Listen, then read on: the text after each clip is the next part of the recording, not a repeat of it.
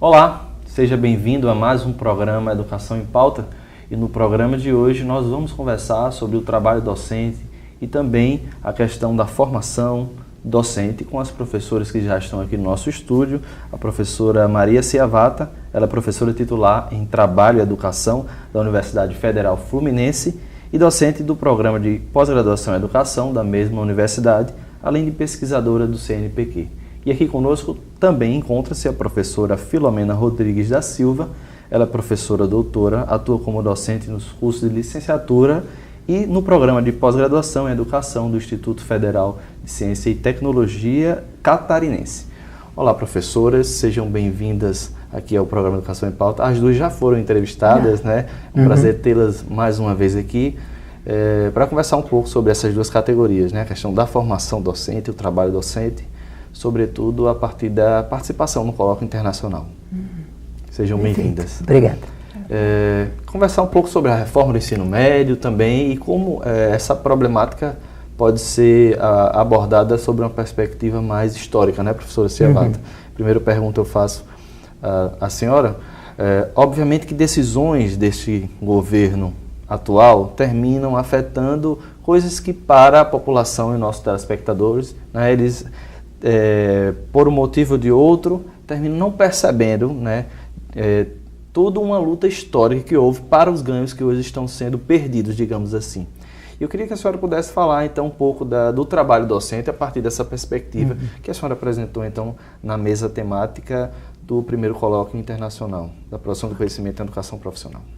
Okay.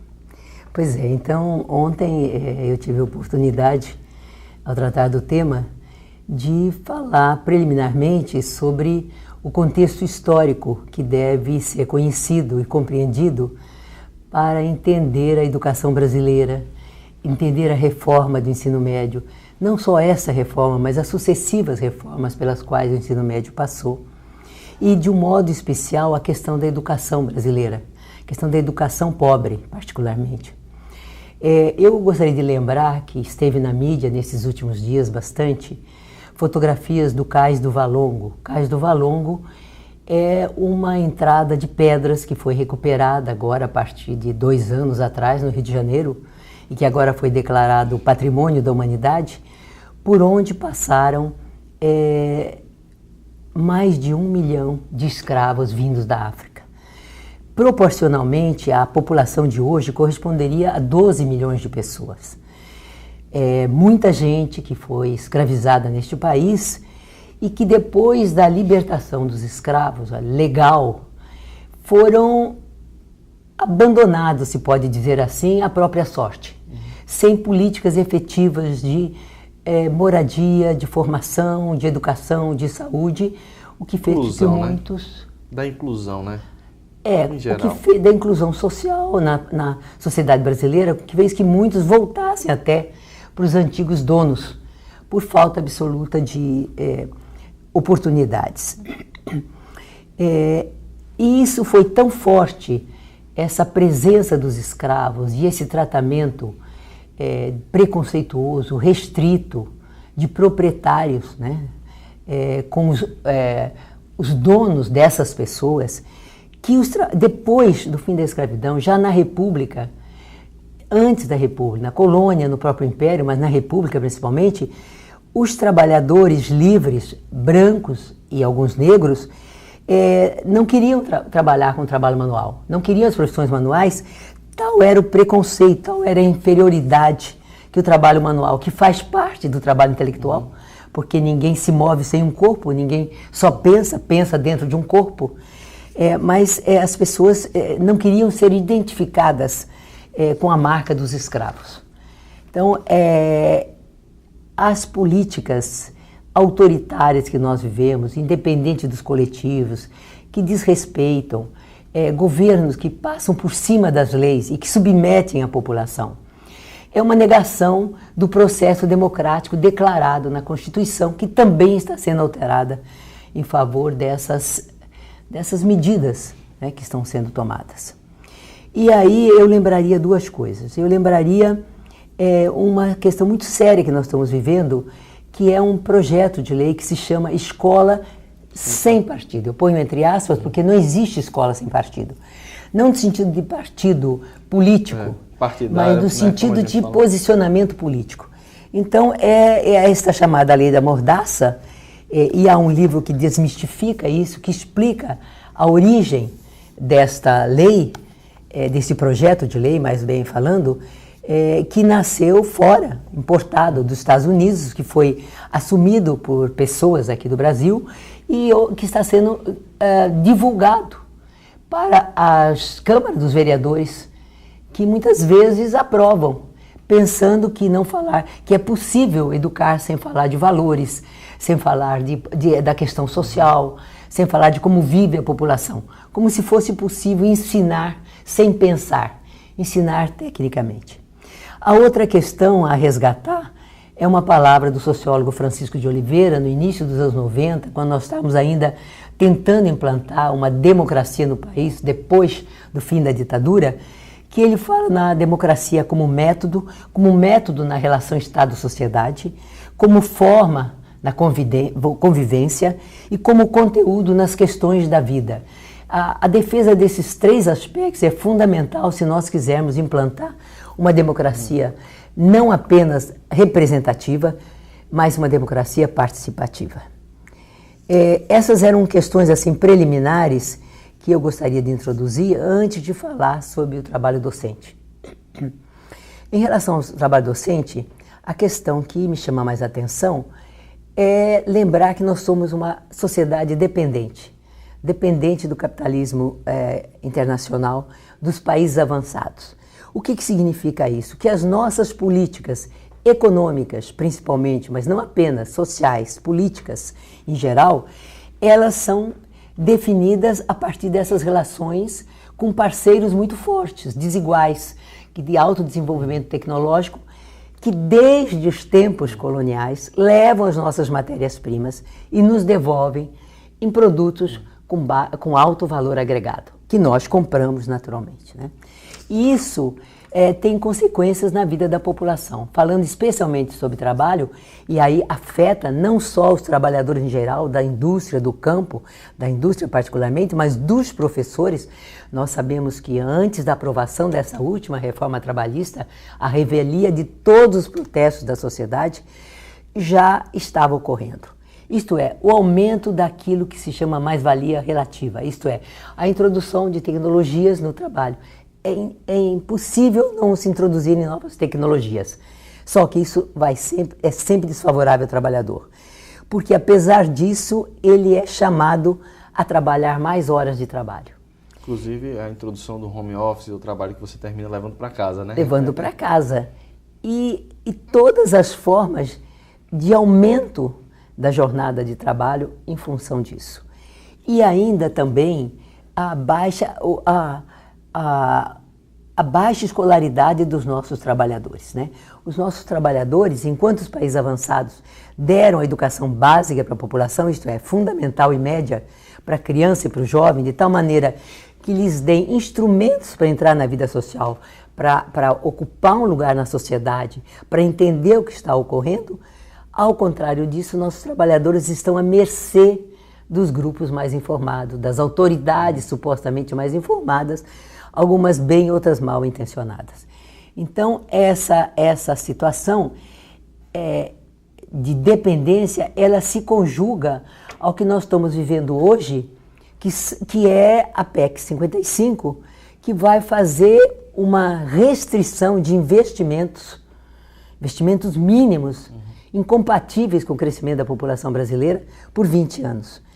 E isso é uma exigência do capital empresarial e rentista, principalmente.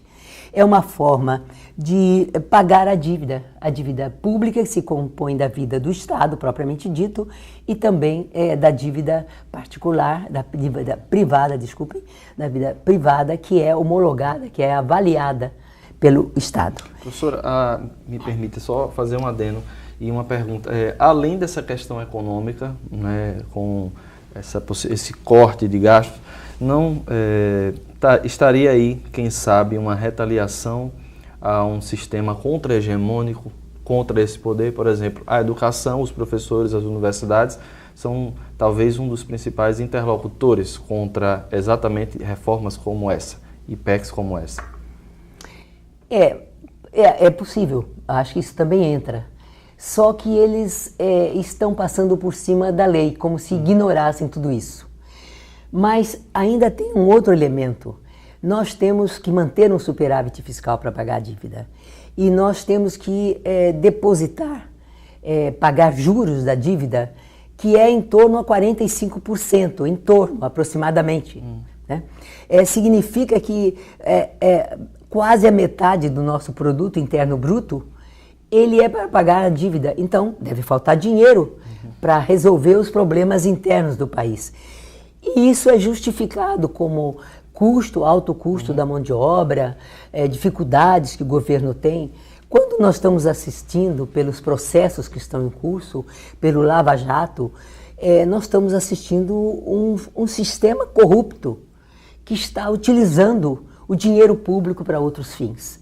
Está subjugando a população com moralismo que não corresponde exatamente a uma ética que estaria sendo vivida pelos nossos representantes, né?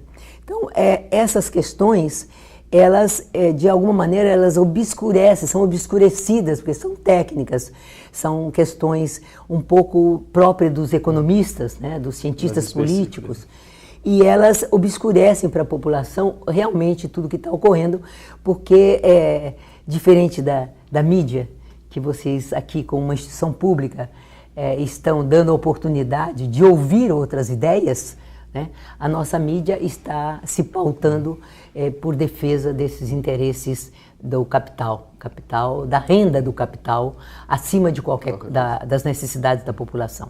Professora Filomena, como entra aí, então, na sua apresentação, essa questão de uma reforma, né? A gente, dentro da sociedade, a gente tem aí diversas reformas, né? A reforma do ensino médio, a questão trabalhista, a lei da terceirização, mas diante de tanta desigualdade, seria este momento também para fazer essa reforma? Ou para quem, né, essa reforma foi feita? Então, a reforma do ensino médio, como a professora Maria Ciavata mencionou, ela não pode ser analisada sem tomar como contexto as demais reformas em curso, que já foram mencionadas aqui, né? Que é a intenção de se ter uma escola sem partido, né?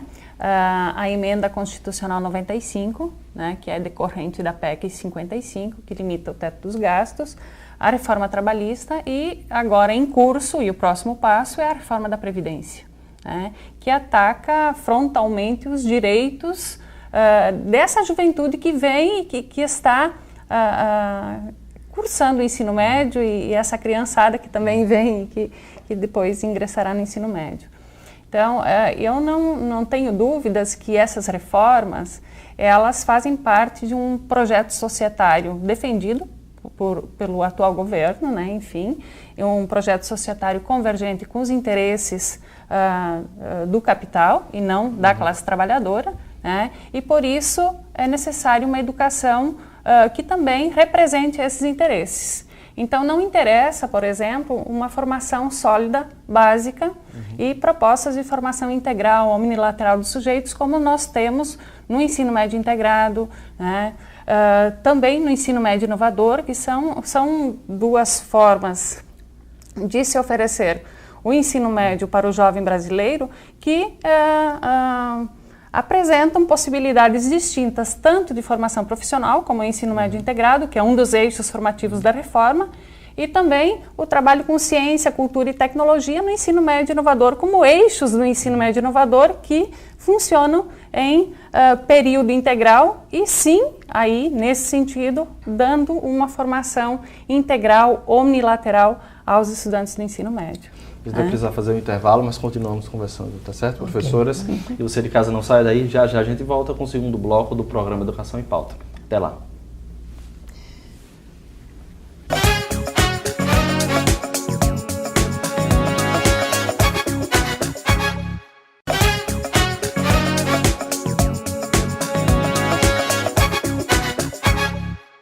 Voltamos no segundo bloco conversando sobre o trabalho docente, a formação de professores, com as professoras Maria Ciavata e Filomena Rodrigues.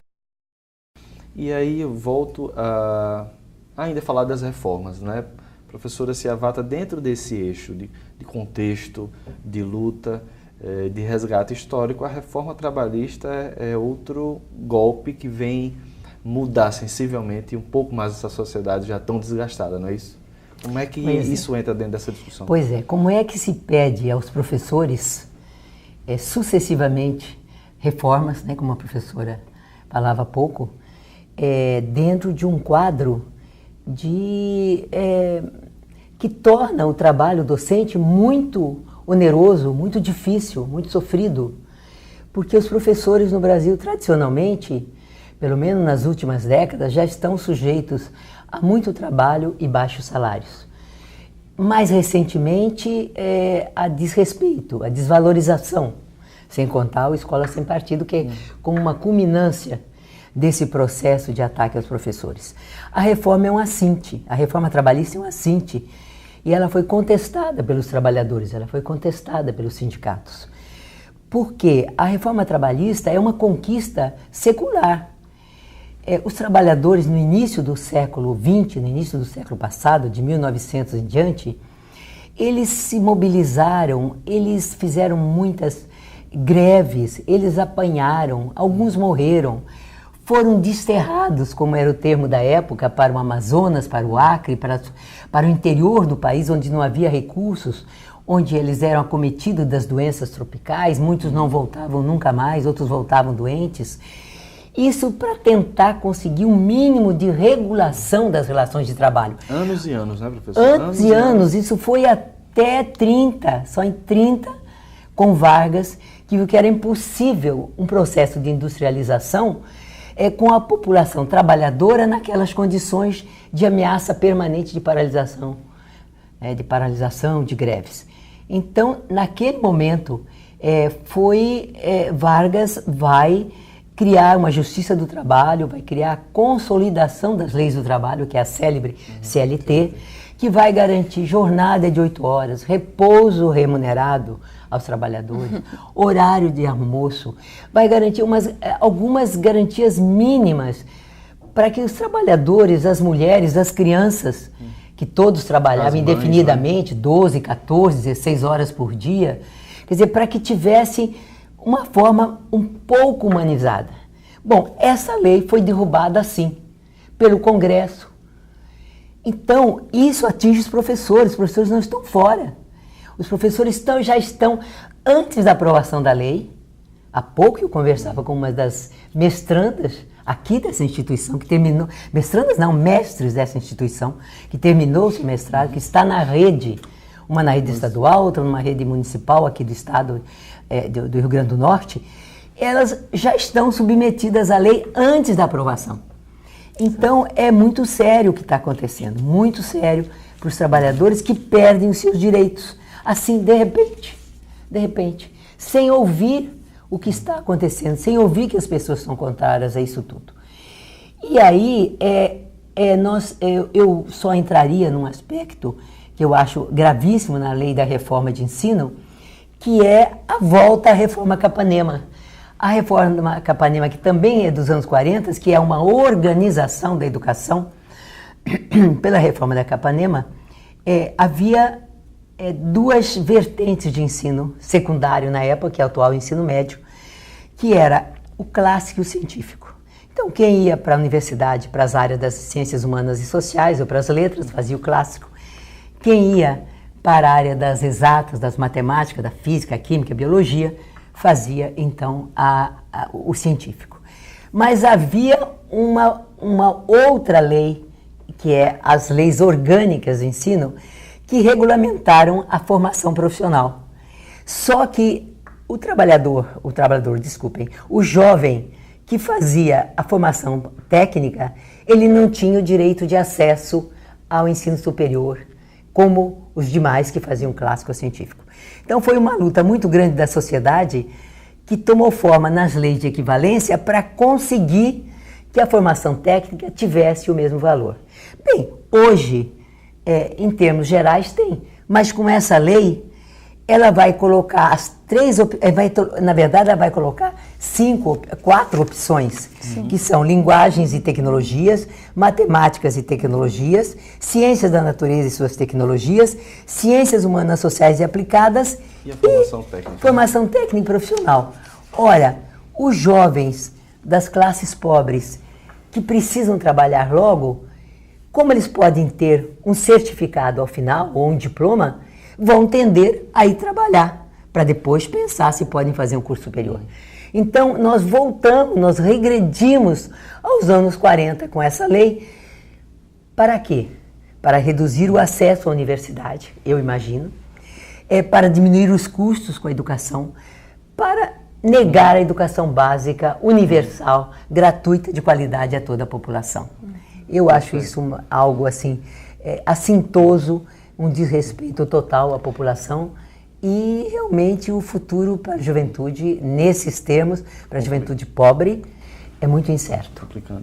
E, sobretudo, após uma discussão de um plano nacional que vinha com todas as instâncias discutindo uma educação para frente, né? E você chega e toma uma decisão sem realmente ouvir as instâncias que foram ouvidas desse plano. Professora Filomena, quais são os principais argumentos? Né? A gente na mídia termina ouvindo a flexibilização, o aluno vai poder escolher a disciplina e tal. Para a senhora, quais são os principais argumentos, né? E a senhora concorda com esses argumentos? Então, o principal argumento que o Ministério utiliza é a necessidade de flexibilizar o ensino médio e oportunizar ao estudante a escolha. Né? Só que essa questão da escolha do percurso formativo que o jovem irá cursar é um engodo, na verdade, porque a maioria dos municípios brasileiros tem só uma escola de ensino médio. Então, como são os sistemas de ensino que definirão quais os percursos formativos serão possíveis de serem oferecidos em cada município, esse jovem ficará restrito à escolha de 1, 2 percursos formativos e não dos 5, como se propaga na mídia. Que cada escola deve ter. Que cada escola poderia ter e que talvez, especialmente, que cada jovem poderia optar. E que, na verdade, a gente sabe que não funcionará assim. Nós temos municípios com 3 mil habitantes e uma única escola, com uma turma de cada série de ensino médio, enfim, e que a oferta de 5 percursos formativos é uma utopia inatingível, já que um dos argumentos também é a redução de custos, enfim, a necessidade de redução de custos em razão do corte do investimento em educação nos próximos 20 anos, educação, saúde e segurança, enfim, né? Então, a própria questão da escolha do percurso formativo é um engodo. A questão da ampliação da carga horária, a oferta do ensino médio em tempo integral, também não foi pensada para o jovem da classe trabalhadora que precisa muitas vezes trabalhar para auxiliar a família no provimento do sustento da família ou mesmo para a vivência da sociabilidade juvenil. Então, esse jovem, além de não ter a escolha de cursar ou não, porque o ensino médio é obrigatório, ele também terá que fazer um curso em tempo integral, de 7 horas diárias, né? Porque a proposta é que se vá progressivamente ampliando a carga horária de 800 até 1.400 horas, né?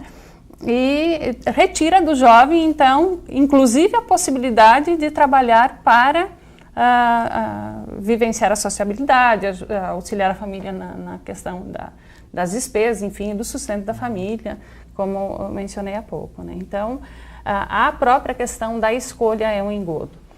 Outras questões que eu acho que precisam ser analisadas é que a própria oferta do eixo formativo, educação profissional, já que esse colóquio está discutindo a educação profissional e a reforma do ensino médio, também é uma oferta de um eixo que, para mim, deve ser vista como perigosa. Por quê?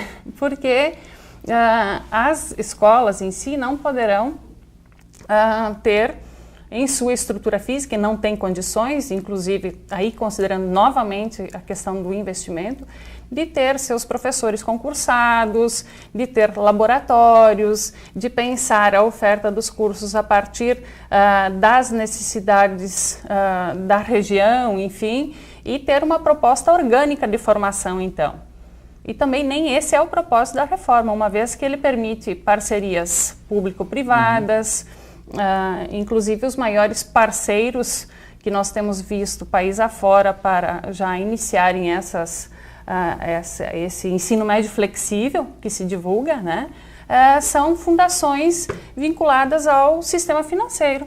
Fundação Unibanco, Itaú, Fundação Lehman, né? Instituto Ayrton Senna. Então, são instituições que têm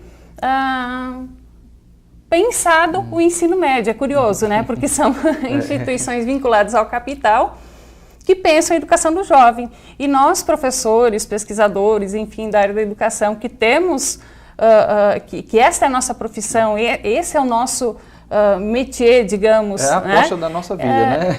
Isso. Não somos chamados a discutir, não somos ouvidos, né? Até mesmo porque quando se divulga na mídia de que houve ampla consulta popular, enfim, num período tão curto de tempo que eles disponibilizaram online alguma participação, não se constrói um projeto de ensino médio e de formação para o jovem brasileiro, né? É inegável que o ensino médio precisa, e se discute isso na área da educação por vários pesquisadores, que ele precisa ter uma identidade, enfim, mas que muitas políticas estão em construção e muitos exemplos, país afora, estão dando certo, especialmente na rede federal e em algumas redes estaduais que estão oferecendo os cursos de ensino médio integrado.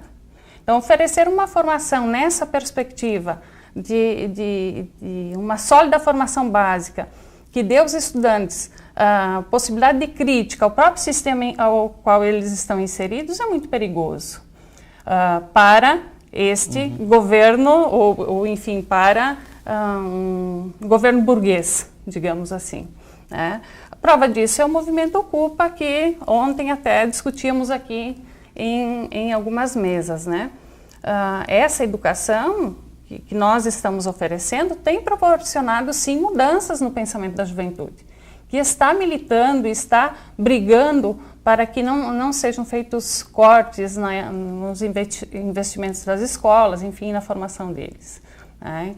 Então, é por isso que eu entendo que a reforma tem sido feita, porque um projeto societário que atenda aos interesses do capital não cabe nesse projeto uma formação omnilateral que nós estamos tentando viabilizar nos institutos federais de educação, enfim, e em muitas escolas estaduais. Professores, infelizmente o programa já esgotou, mas faço votos aí que a gente continue com essa força contra-hegemônica nessa área da educação, lutando por esses ganhos, né, que foram tanto tempo para conquistá-los e aí, por decisões tão rápidas, a gente vai perdendo. Muito obrigado, professora Ciavata, muito obrigado, professora Filomena. Um prazer estar aqui. Até os próximos programas, estão convidadas mais uma vez. Muito obrigada. E a você de casa, muito obrigado pela sua audiência. A gente se vê com mais um programa Educação em Pauta na semana que vem, às 10 horas aqui na TV Câmara. Lembrando que todos os nossos programas estão disponíveis também na nossa rede, no YouTube. Basta você acessar, pesquisar Educação em Pauta e você vai encontrar. A gente se vê na próxima semana com mais um programa. Até lá.